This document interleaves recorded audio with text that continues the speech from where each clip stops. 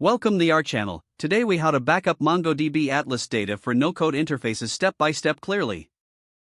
To backup MongoDB Atlas data using no-code interfaces, start by logging into your MongoDB Atlas account. Navigate to the cluster you want to backup. Click on the Backups tab in the cluster dashboard. Ensure that your cluster has backups enabled. If backups are not enabled, activate the backup option. Select the Create Snapshot button to initiate a backup. Choose a suitable name for your snapshot. Confirm the creation of the snapshot. Once the snapshot process is complete, navigate to the Snapshots section. Here, you will see a list of your existing snapshots.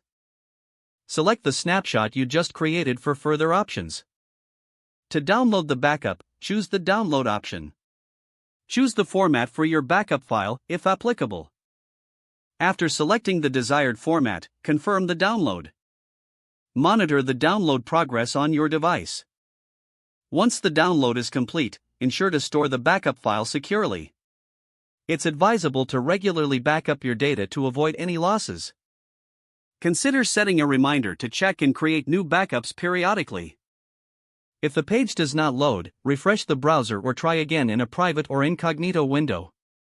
Make sure you are using the correct email address, then retype it carefully to avoid small typos. If your password is not accepted, use the reset option and create a new strong password you can remember. Check your spam folder for verification or security emails, then complete any requested confirmation steps.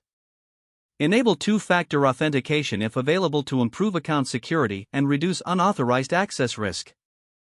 After signing in, review your profile details so your contact information and settings are accurate and current. If you see an error message, note it down and try again after restarting your device and internet connection.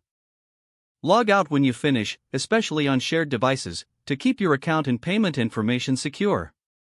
If the page does not load, refresh the browser or try again in a private or incognito window. Make sure you are using the correct email address, then retype it carefully to avoid small typos. Don't forget to like this video and subscribe to our channel for more step-by-step tech guides.